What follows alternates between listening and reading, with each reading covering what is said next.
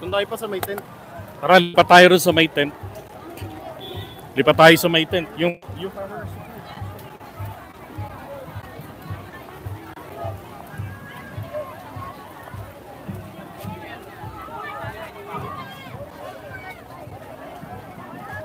Hindi mo muna yung power bank. I-off mo muna yan.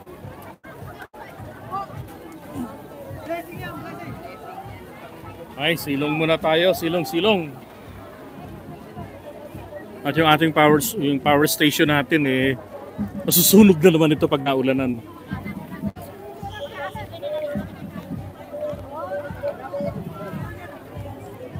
Hindi pa rin sila na. Oo. Excuse po. Pakikiraan, magpapaulan lang po ako doon. Dito lang ako magpapaulan. Diyan pa kayo magpapaulan.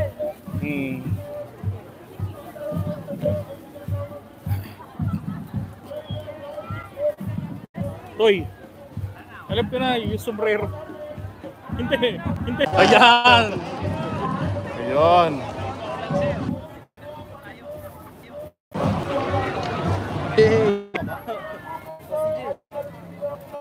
Magsasalpak.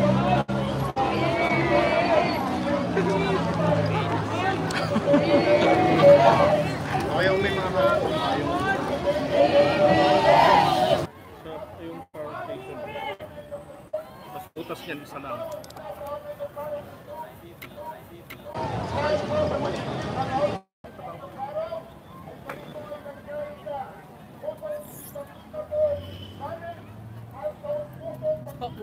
Alright.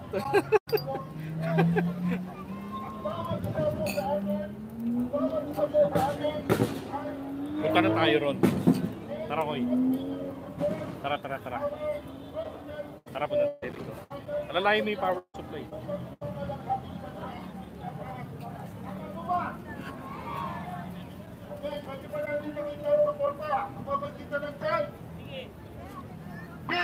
BBM!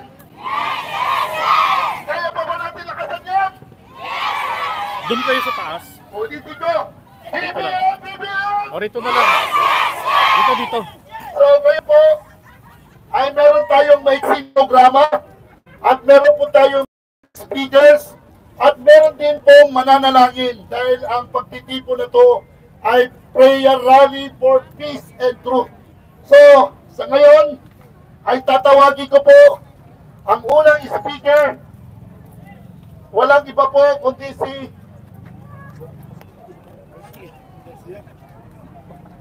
ang una po natin speaker ay walang iba po kundi si Bong Garcia.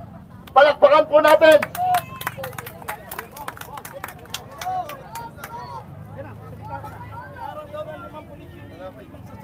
Hindi na bro. Salita ka na. Bong Garcia yan. Kaya magsalita ka lang, huwag mo nang pindutin. Isang magandang hapon po sa ating lahat. Kamusta po kayo? Ito, pasana. Ako ay nagagalak at nagpapasalamat sa kabuturan ng aming puso sapagkat sa kabila po ng hindi magandang panahon ay narito kayo at nagtsatsaga, nakikisa, lumalaban sa suporta sa ating mahal na Pangulong PBBM. Mahal niyo po ba ang Pangulo natin? Okay, kung mahal niyo po ang ating Pangulo, dahil po dyan, meron po kayo pagkain tubig, mamaya po. Sa lahat po ng ating mga leader, may kanya-kanya po tayong inanda.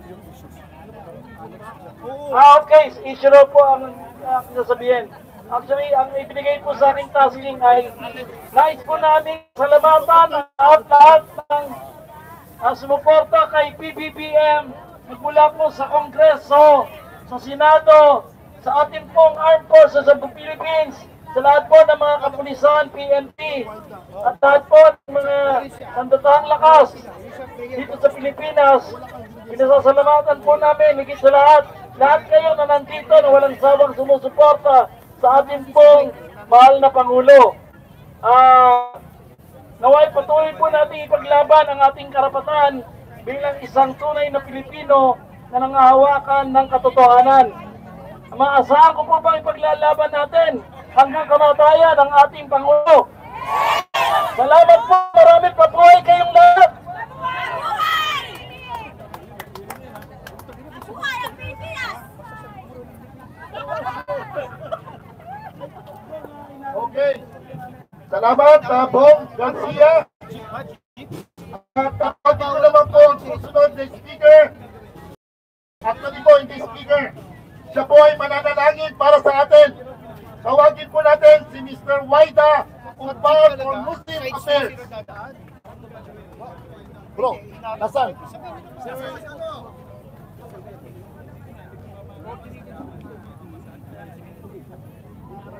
Magandang hapon po sa ating lahat. Magandang hapon din po. Sa pangalan ng ating Pangulo, Ferdinand Romualdez Marcos Jr.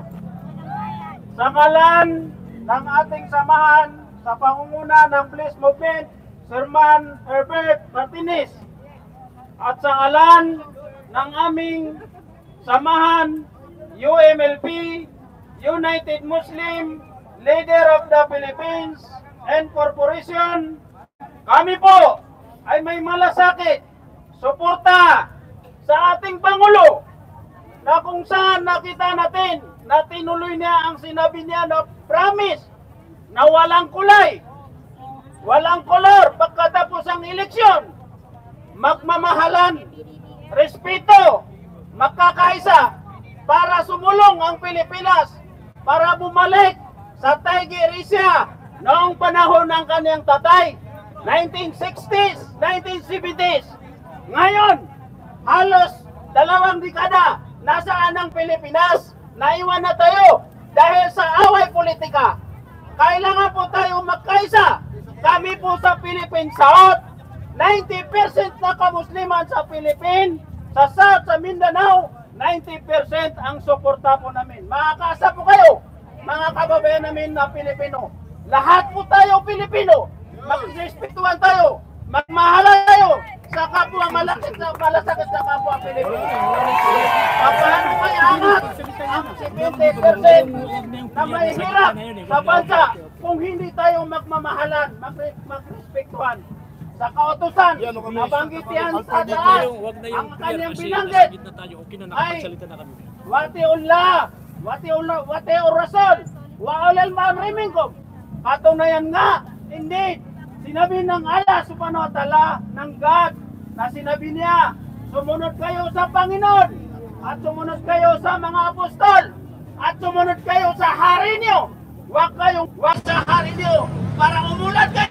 Sa katulad natin ng mga ibang bansa na maulad na, dapat sana, number 1 ng Pilipinas, hanggang pula ng tatay ni Marcos hanggang ngayon, dapat sana, Tiger Asia ang ating Pilipinas. Maraming salamat po. Salamat po. Nandito po ba yung ating representative ng BBMP? Reverend Teresita Joy Dr. Cruz, Christian International Missionaries. Wala po. Tatawag po tayo ng next speaker. Tama po ang sinabi ng ating hindi po pagkawatak-watak. Una pa man sinabi niya pagkakaisa. Kaya po nabuo po ang unity team.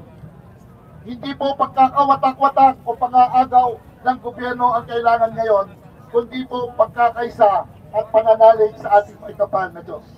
Tama po ba?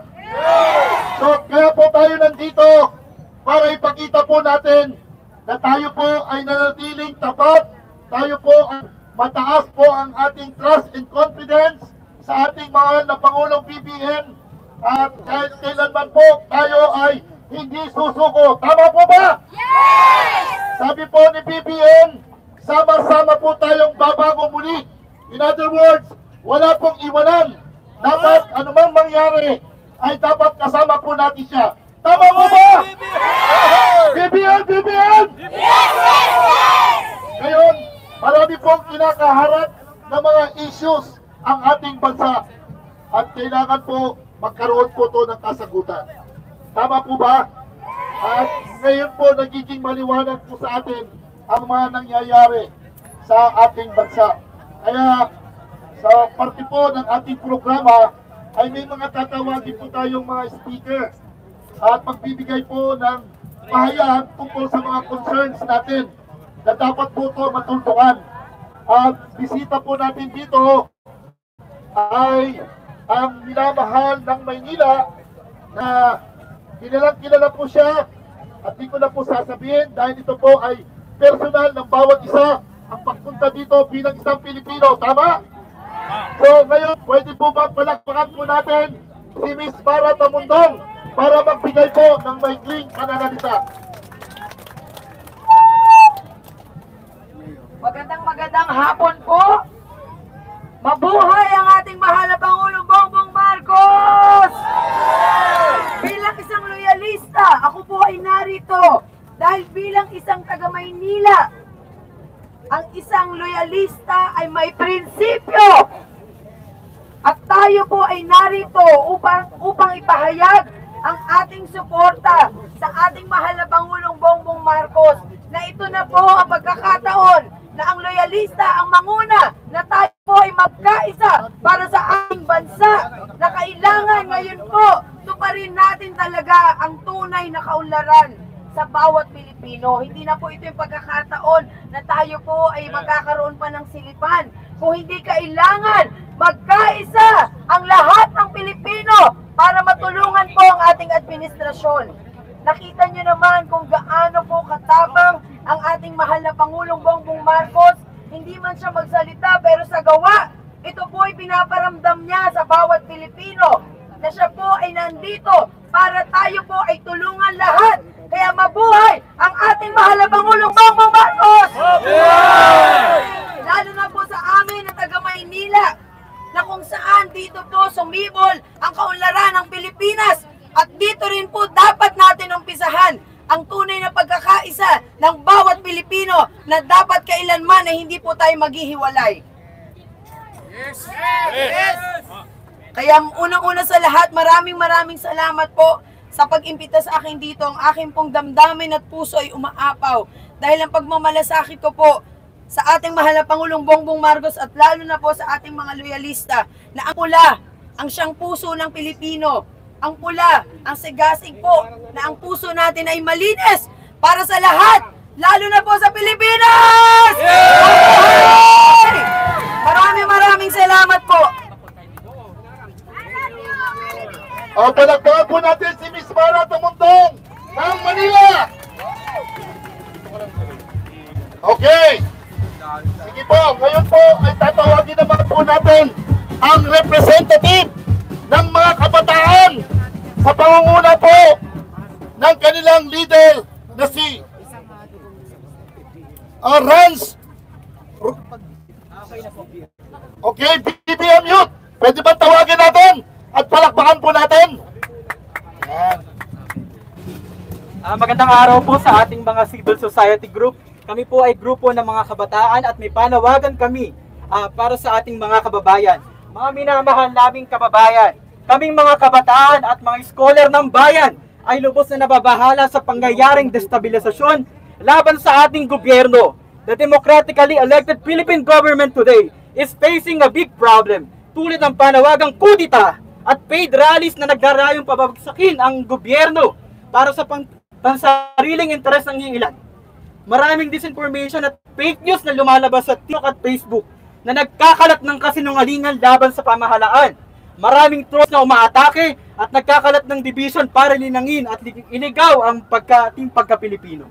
We are very worried about this development. That's why lumabas po kami dito sa EDSA at nagkaisa sa mobilisasyong ito para sa ating bayan. Bawat kabataan ay may pangarap na gumanda ang ating buhay at mamuhay tayo ng payapa. Gaganda ba ang ating buhay kung patuloy nilang sisirain ang gobyerno? Tataas ba ang pondo sa edukasyon at state universities and colleges if they will continue to destabilize this government? Anong sasabihin ng international community? Magulo, watak-watak at walang pagkakaisa ang mga Pilipino. Saan tayo kukuha ng investors at revenues kung patuloy nilang babalahurain sisiraan at pagtataksilan ang bayang Pilipinas. Lahat po tayo ay mapapahamak. I will quote this statement from the President. It is okay to disagree, but don't let your hate overcome your humanity. Yes. Reasonable ba na mag-people power para sa isang politiko? Sirain ang demokratikong institusyon at labagin ang batas. Reasonable ba ang pahamak ang ating bayan dahil lang sa makasariling interes para makabalik sila sa kapangyarihan? Kami mga kabataan ay nananawagan na magkaisa po tayong lahat. Tulungan natin ang gobyernong kumakayod ang ginagawa para ang lahat sa bayan. Our democracy under President Marcos is functioning very well.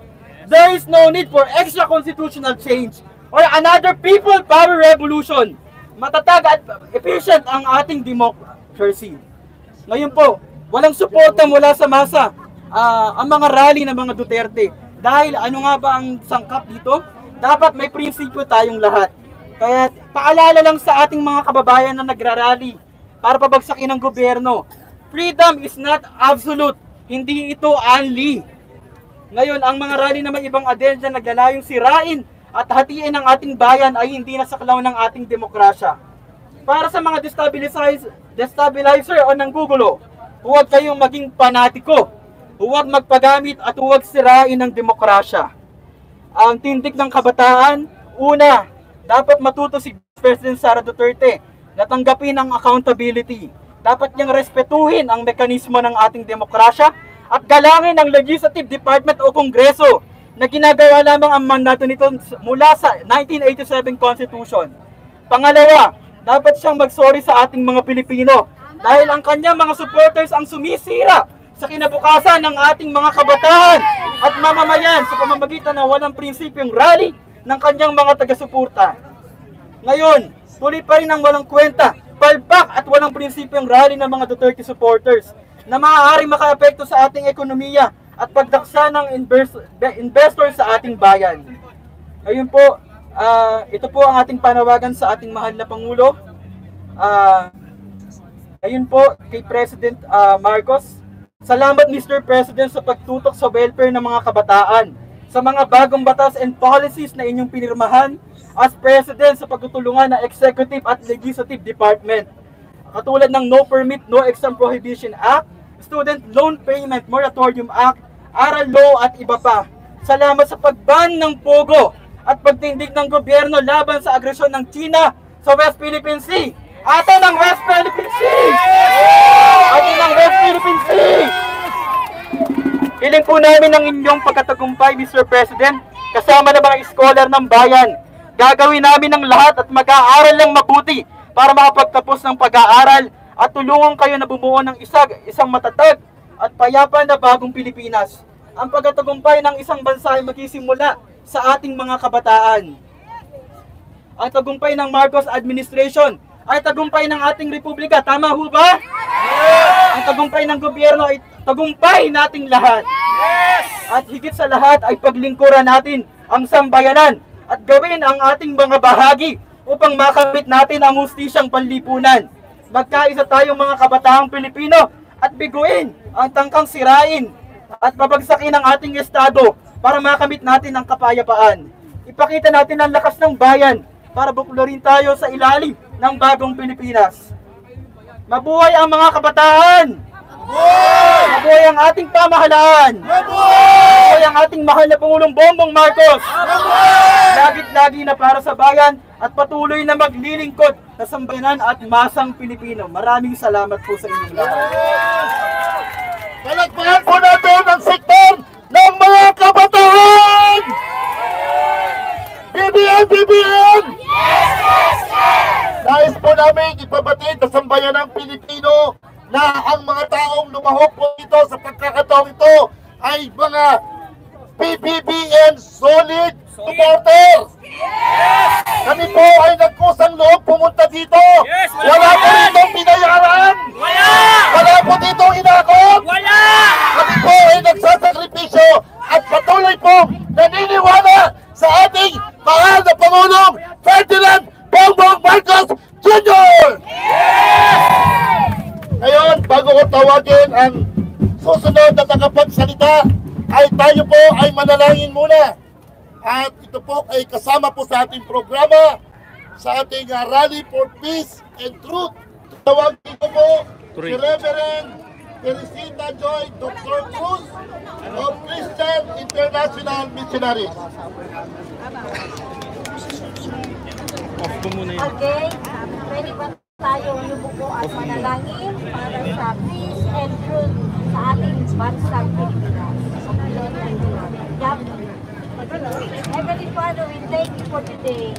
Na binigay mo ang panahong ito, Lord, na kami magkaisa, nagdamayan sa iyo at lumalapit sa iyo at sinasabi namin, Lord, peace, Panginoon, sa aming bayan. Dalangin po namin ang aming mahal na Presidente at ang mga leaders ay magkaisa, Lord, one purpose, one mind, Lord, na magkaroon ng tamang desisyon sa lahat ng gagawin, Panginoon. Samahan mo kami, Panginoon, ang bansang Pilipinas, Lord, ay kinabagan mo kami, Panginoon. Philippines is the only Christian nation in Asia. Lord, we thank you, God, na kami tinubog po sa gitna ng kahirapan, Panginoon. Pero andito pa rin kami, Panginoon. Ang dalangin namin, Lord, sa araw na ito, ay samahan mo kami, Panginoon, at tawag ka, Lord, at magkita mo ang pangangailangan na magkaroon, Panginoon, ng unity, Lord, pag-ibig, Panginoon, nagagaling sa iyo, integrity, Panginoon, at uniqueness, Panginoon, togetherness, we can sing, we can pray, we can unite, O Lord, for a better Philippines, God, that we will arise Philippines for the best, God. Papakilala mo ang bansang Pilipinas, O Lord, gamitin mo ang aming mga mahal na Presidente, Panginoon, ang kanyang pamilya, Panginoon, at ang lahat ng leaders of the God, that show forth your glory and let Philippines shine forth, O God. Samahan mo, Panginoon, at ang albanatong Espiritu, Lord, ang mag-guide sa amin, Lord, buksan ang bawat puso, Panginoon. This time we also say, Lord, salamat, O God, na yung pagpapatawad, Panginoon, sa mga hindi ka nais-nais, Lord, ang na-Espiritu, Lord, ng division, let that spirit of division, Lord, be changed the spirit of unity, Lord, the hatred into love, Lord, sickness into healing, O God, so you can convert the failure into victory, O God. Today, remember thy people, O God, the Philippine island, O God, as we unite, O Lord, in prayer, one spirit, one mind, one motivation, O God, for peace, for integrity, O God, for truth, O God, for justice, O God. We thank you, Lord, na hindi sayang ang bawat oras, bawat pupunta dito, Lord, made it possible, O God, bawat effort, every time, resources to be invested, God, that this event will be possible, that we saw tremendous victory, healing, and prosperity in the land of the Philippine island. Lord, we thank you and we give you praise for the victory. In Jesus' name we pray. Amen. 13. Yan mo muna. Muli po, palakpakan po natin si Reverend Joy. At ngayon po, tatawagin po natin upang magbigay pa rin ng isang panalangin. Pero bago po siya manalangin, gusto niya po munang buksan ang issue sa mga nangyayari po sa ating bansang Pilipinas. Tawagin po natin si Pastora Loida Nunes. Pastora Loida. Palakpakan naman po natin. Sa isang masigabong BBM! BBM! Yes, yes, yes! Bakit nangihina? Dapat malakas pa rin! BBM! BBM! Yes, yes, yes! Maraming salamat po at tayo ay patuloy na nakikinig sa mga inihahayag ng ating mga tagapagsalita ngayon. Dahil ito po ay napakahalaga para po sa bawat isa sa atin. At ngayon po, isasabihin ko lamang po ay patungkol po ito sa mga namumuno sa iba't ibang ahensya, iba't ibang mga organisasyon. Ganito po mga kapatid, tayo po ay pinamumunuan mula ng ating Pangulo, ng mga senador at kung sino pa. At sa ating mga pananampalataya, meron pa rin po tayong kanya-kanyang mga pinapakinggan na namumuno. Pero ang sabi po kasi sa banal na kasulatan, ang isang bulag ay hindi inaakay ng kapwa niya bulag. Kung hindi, sila ay pareho mahuhulog sa bangin. Kaya nga mga kapatid, ang sinasabi ko po ngayon, tayo po ay patuloy na maging mapagmatsyag, mapagsaliksik. Hindi po tayo dapat umasa sa mga marites lang. Hindi tayo dapat umasa sa mga sabi-sabi lang. Hindi tayo dapat umasa sa mga sunsol, marisol. Hindi po dapat ganoon. Tayo ay magsipagsaliksik. Para nang sa ganun po, ang ating sinasamahan ay totoo. Tapat ang nasa puso, tapat na gustong maglingkod, tapat na gustong makatulong sa kapwa, hindi sariling interes ang gusto, hindi sa sariling pamunuan niya, na siya ang namumuno, siya ang masusunod, kahit lihis na sa pamantayan ng ating Diyos. Kaya napakahalaga na tayo po ay maging mapagmatsyag. Katulad na lamang po ng isa nating balitang pangyayari na ang ginawa niya, inangkin niya ang mga tao na nasasakupan niya. Ginagawa niya ang lahat ng gusto niyang gawin, ang maibigan niya. Kaya kailangan po mapagmatsyag tayo. Kaya po na naaapi at nagiging bulag na rin ang kanyang mga inaakay at parang siya na ang dinidiyos. At lahat ng gusto niya, nagagawa niya sa kanyang mga miyembro. Bagsak yung power bank, ay power supply. Pag-iisip at katwiran dahil sa ito ang turo sa kanila, sila ay naniniwala. Pero parang hindi po ang hangganan. At nakikita nila na sila ay nasa kalitiman nila at sila ay patuloy na ipinuhuli sa kasamaan. Tutok na tutok ka. Ginagawa mo dyan. Ginagawa mo. Gangsay. At sa katotohanan, yan po ay napakahalaga. Kaya po, mga kapatid, magsaliksik tayo. Tayo ay makinig. Pag-aralan natin ang ating mga naririnig. At huwag tayo basta-basta maniniwala na si ganito, si ganyan ay ganon. Katulad po ng ating mga Pangulo. Sa kanyang katayuan po ba?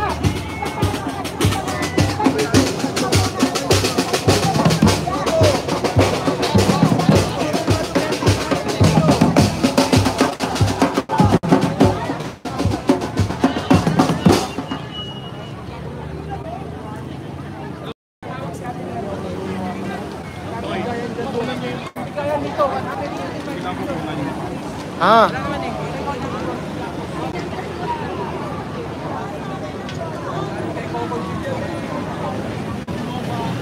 Alright, so mga kababayan, nandito tayo ngayon. Pasensya na kanina, gumulo yung camera dahil bumagsak yung power station natin. So inaaya tayo na i-cover etong gagawing pagpapakalbo.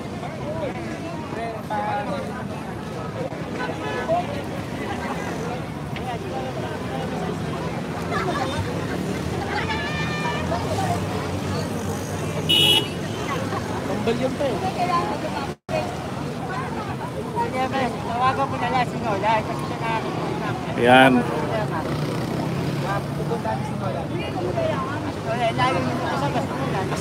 Kambal sila.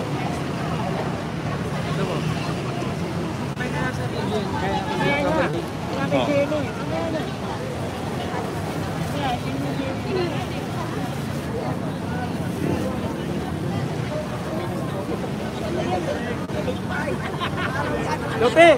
Lope! Nakalbo ka rin? Pwesto ka na. Si ano ho, andito ho si Ninyo Barsaga. Si Kap. Ninyo! Ayun ho. Pinuntahan ng mga anak ko si Ninyo Barsaga. Si Kap. Ayun. Ayun, dinumog na si Ninyo Barsaga.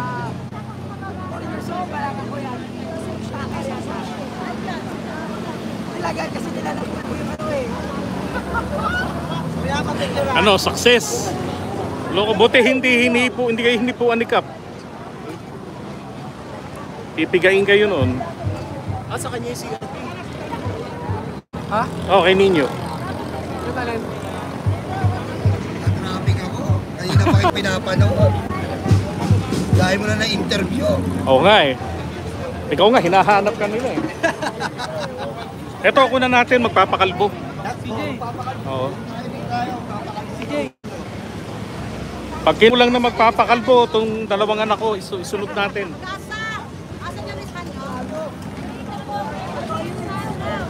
Okay, so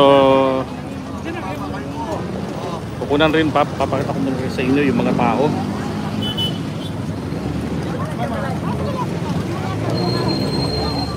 Ayan, kinukunan na ng GA.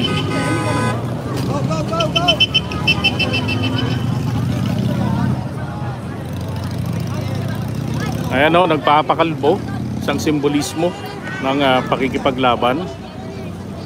Baka merong isa dyan, taga Davao, magpakalbo din.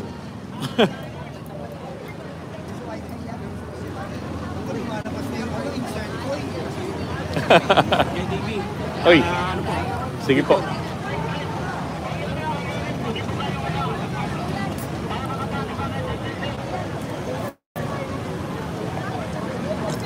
Yun. Okay. Walang yung INC, no? Napanood mo lagi.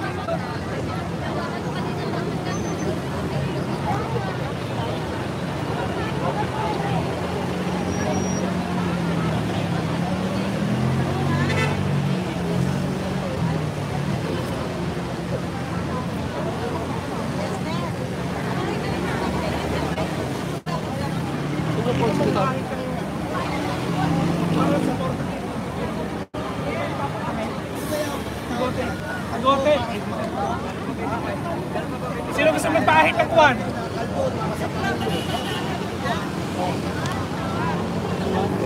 Pwede sila ng kalbo para sa mga kalbo.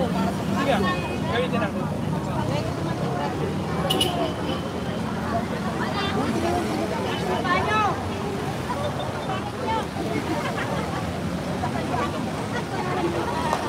Dalawa na pala na kalbo eh. Tatlo na.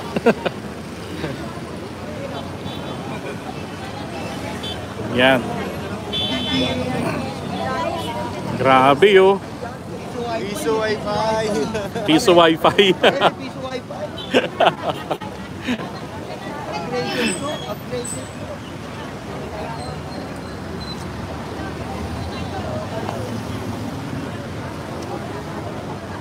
Ayan, so minsan lang nagkatipon-tipon yung mga Marcos supporters. Pero kita nyo naman yung dami.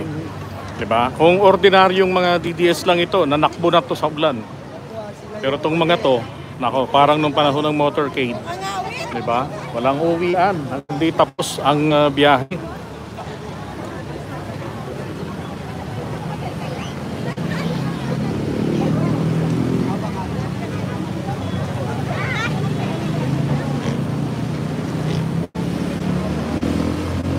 Yun na nga eh, ulan lang ang katapat ng mga bayaran, di ba? Takbuhan na agad.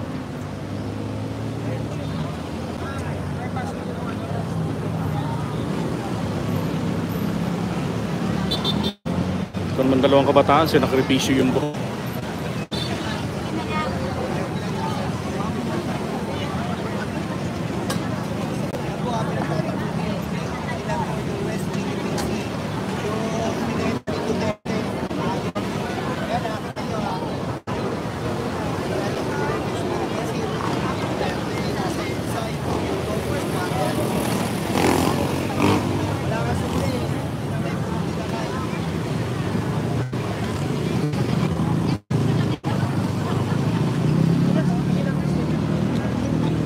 Okay Manix, alam na alam mo yung galawan nyo ah. Anong naging bulok doon sa foreign policy ni PBBM? Diba? Hindi ho ito plastic na policy. Ibig sabihin, tayo bilang pader o People's Alliance for Democracy and Reform, pinapakita natin na tayo ay nagpapakita ng lakas natin para suportahan bawat diskusyon ng Pangulong para sumuporta at pagulot ng organisasyon at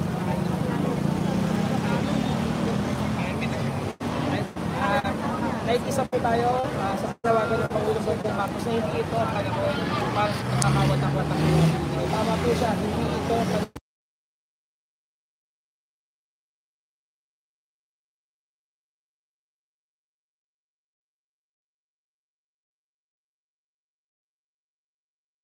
ngayon, hindi panahon para ipaksa ang isa't isa. Magkaisa po tayong mga Pilipino. Pwede ba kayong magkikit-dikit isang warm-up lang ng mga nagpakasito?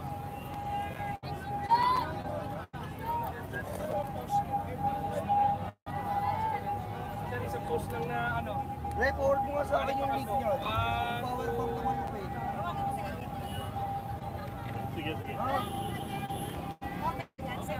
Ay, salamat po sa mga nagpalipad dyan ha. Ay, salamat po.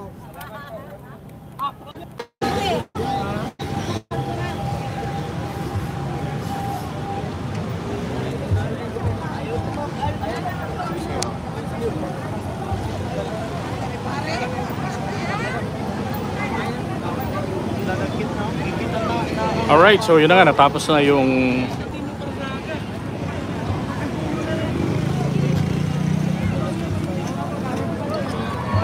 symbolic na pagpapagupit.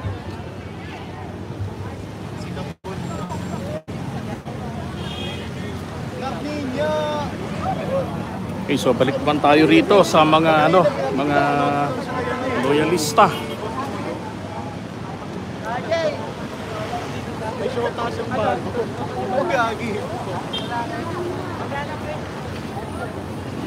Toy. Kailangan ko ng taga-ganun.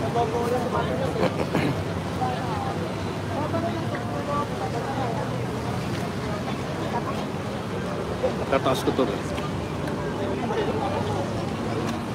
Kasama yun? Akala ko kasama yun.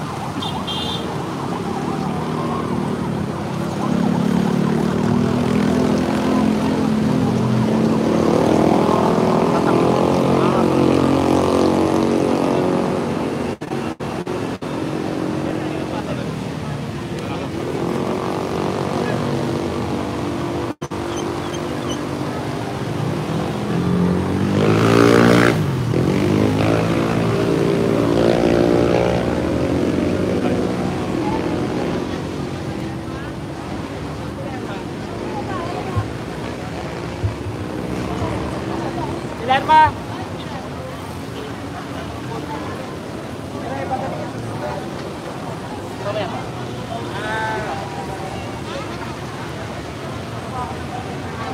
Dapat makapunta tayo ng improvise na kapitan dito.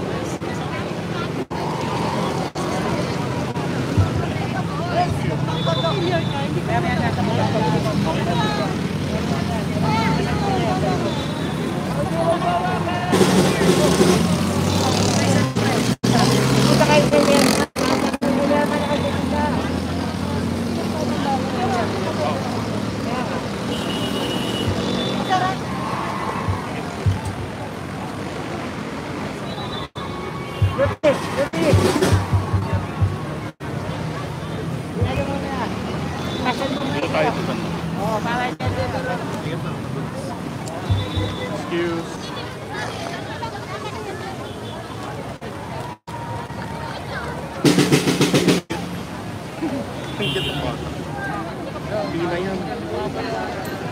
Hi. Hi, what is your name? How are you? You doing good? Good for your 4 years old. You're like my quarantine now. 4 years old too. Who brought you here? Hey. Sino ka pa?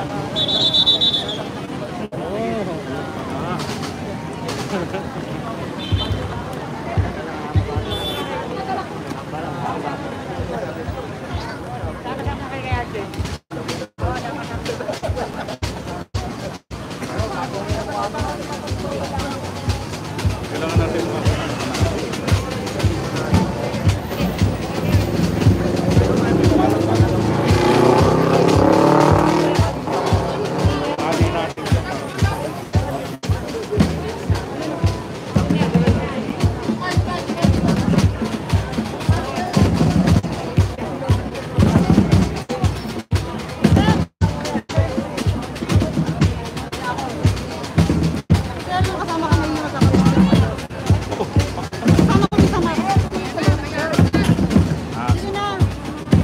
Layan lang tayo.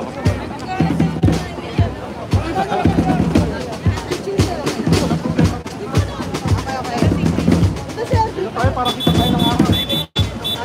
Maka-against the light, puro tilipan.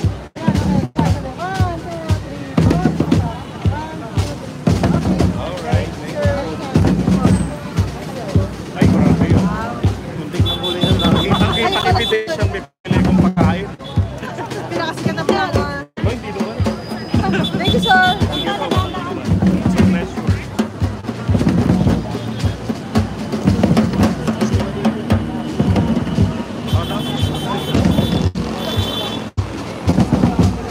Sakit lang naman yung power supply. Pero hindi naman ipagod na to.